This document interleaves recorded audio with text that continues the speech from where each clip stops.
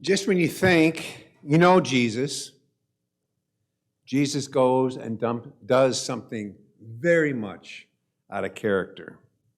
He comes to Bethphage in the Mount of Olives, sends a couple of disciples into Jerusalem to collect a donkey and a colt, and then rides into town in the exact same way Zechariah prophesied a king would do 500 years ago. That is so unlike Jesus. I mean, it wasn't like Jesus to draw attention to himself. Few examples. Back earlier, Jesus said to him, "Don't tell anyone about this."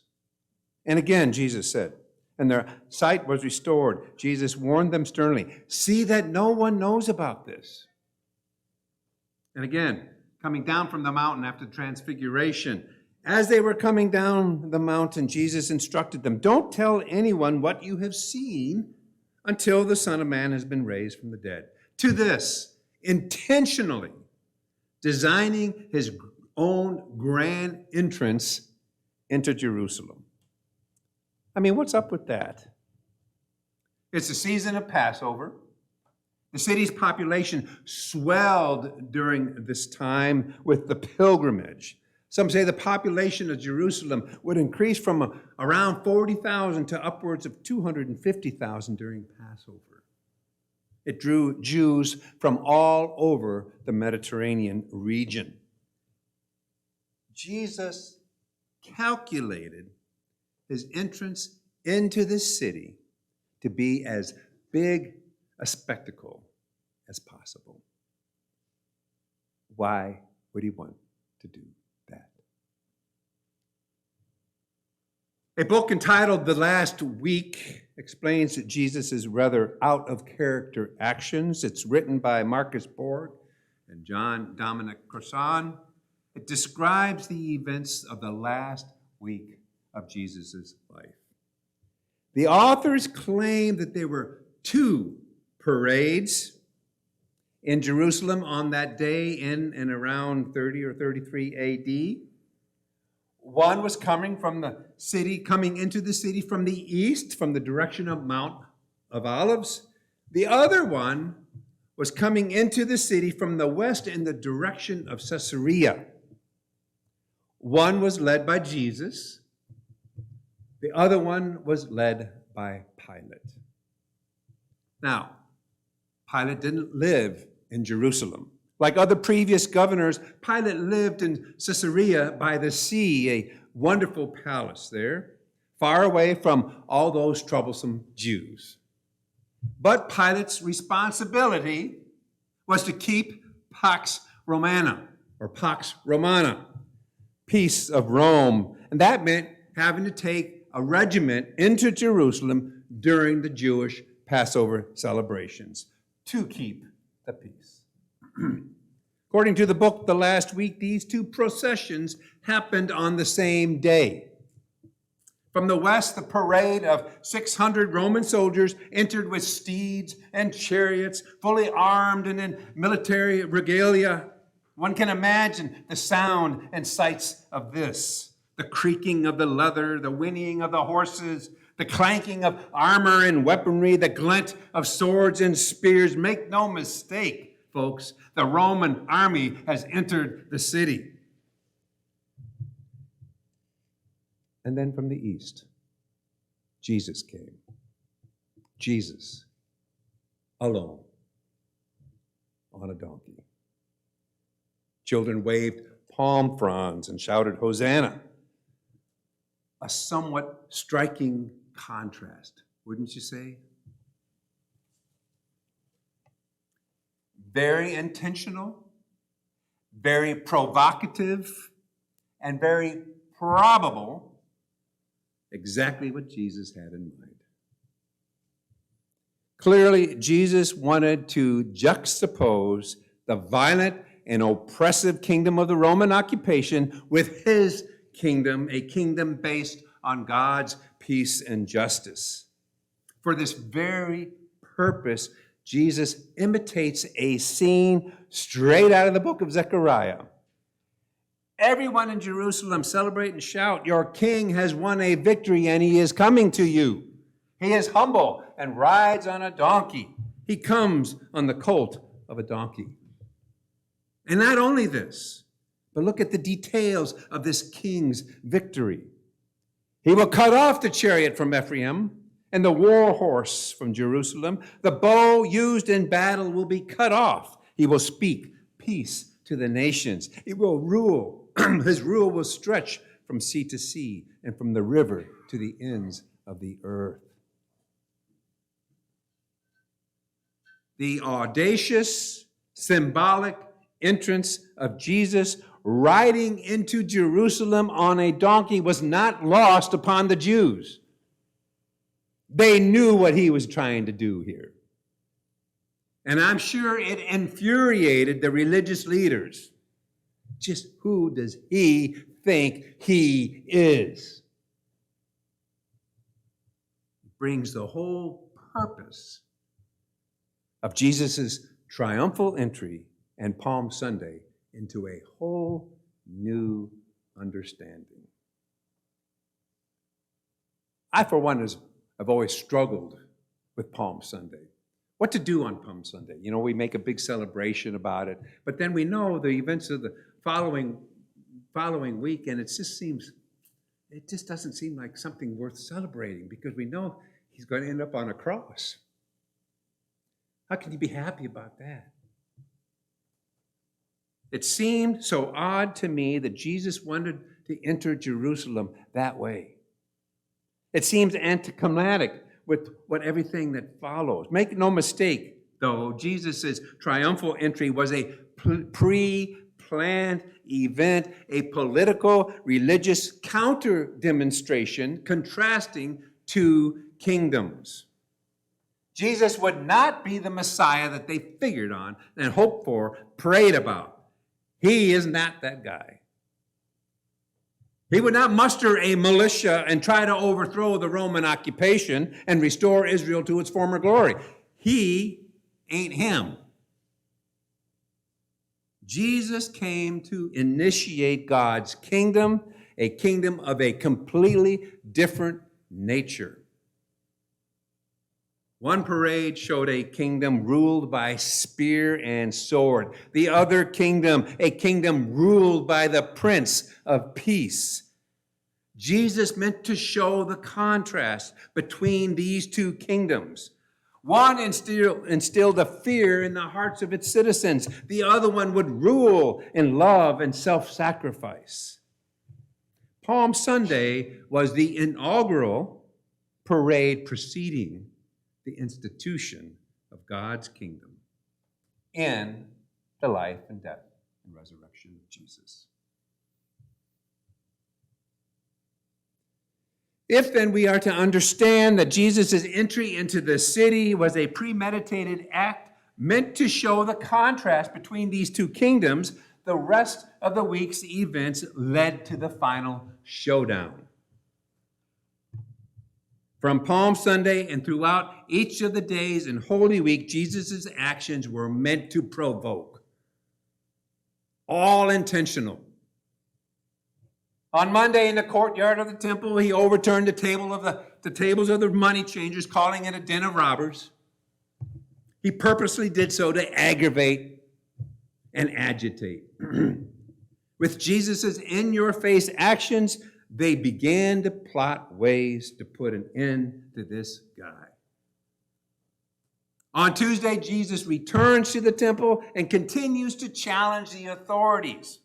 He gave this scathing indictment on religious leaders, purposely trying to incite and inflame their wrath. The whole of Matthew 23. If you think Jesus was just a nice guy, always had nice things to say, read chapter 23. Just a portion of what he said.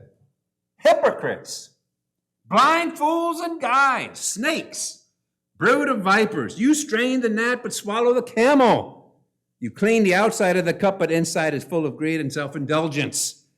Whitewashed tombs, beautiful on the outside, but full of dead men's bones. Wasn't so nice, was it, Jesus? On and on and on. He taunted them.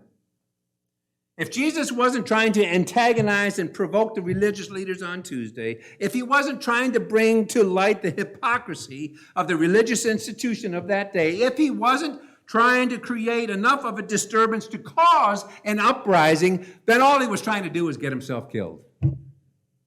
And he did so, didn't he? On Wednesday, Judas agreed to betray Jesus, much to the delight of the scribes and Pharisees. Thursday, we find Jesus and his companions coming into the city, again from Bethany, to arrange for their Passover meal. During the meal, Jesus washed his disciples' feet.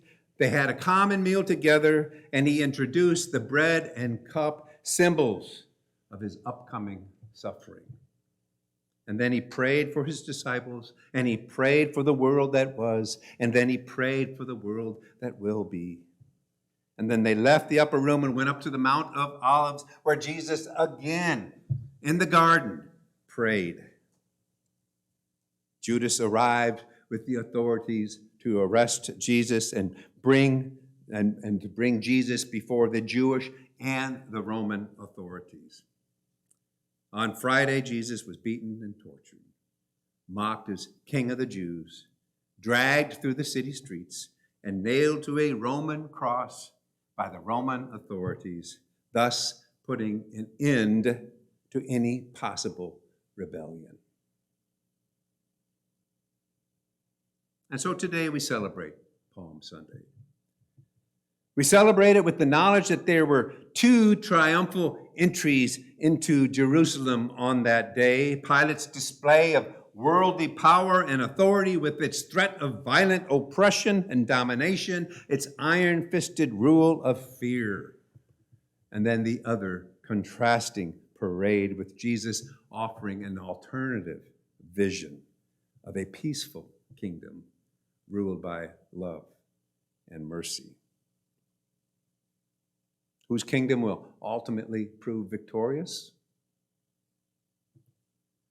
The clash of two kingdoms. One whose origins are of this world, and the others whose origins are of another.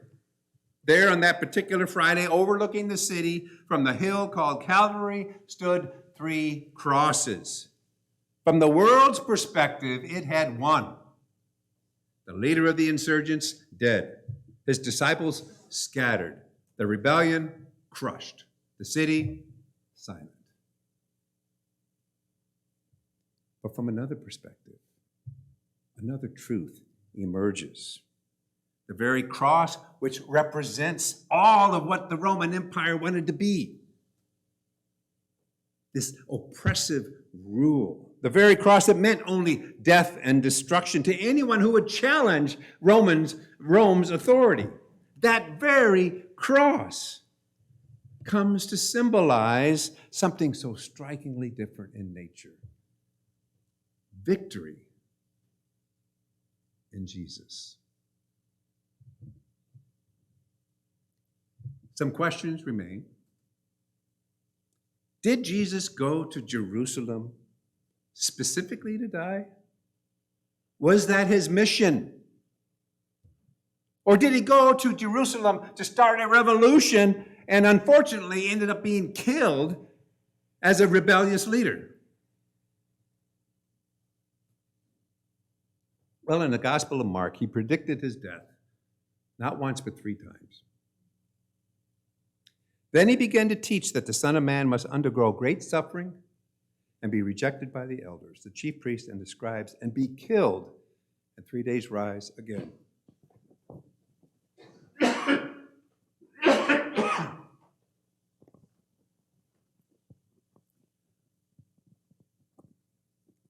In my opinion, there's no mistake. Jesus knew what he was getting himself into. He made sure, with all the many provocations that happened on Holy Week, he knew. And so one final question remains for me. Why did he have to die? From the Roman authorities and the Jewish council's perspective, Jesus needed to die because he was a political and religious troublemaker. They had to put an end to him. But beyond that, and beyond the countless other crucifixions that took place under Pontius Pilate and Pax Romana, Jesus' death was a part of a greater divine action. Jesus died to save humanity. Sometimes it's hard to put your head around it, try to understand how that works. But at the heart of the Christian faith, the death and resurrection of Jesus restores a broken relationship that we have had with God. It's simple as that. Hard to understand, but simple as that. It's found in a theological term created for this: atonement. At one mint. Bringing together two different things into one. That's Jesus' death. Paul says it this way: God has done it all. He sent Christ to make peace between God and us, and he has given us the work of making peace between himself and others. What we mean is that God was in Christ, offering peace and forgiveness to the people of this world. And he has given us the work of sharing his message about peace.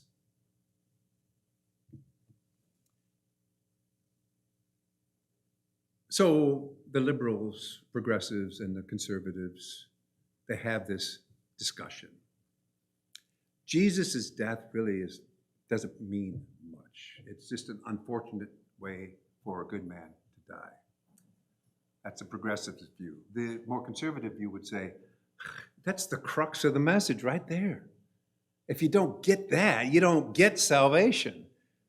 And so we had that ongoing battle. But I, personally, David Witten, pastor of your congregation, will not believe that Jesus' death was just an unfortunate end to a good man. The message wouldn't last for 2,000 years if it was just that. Jesus spoke of his impending death and the necessity for it. If Jesus says that, that's good enough for me. The clash of two kingdoms. Which one is victorious? We already know the answer to that. Victory in Jesus. Praise be to God.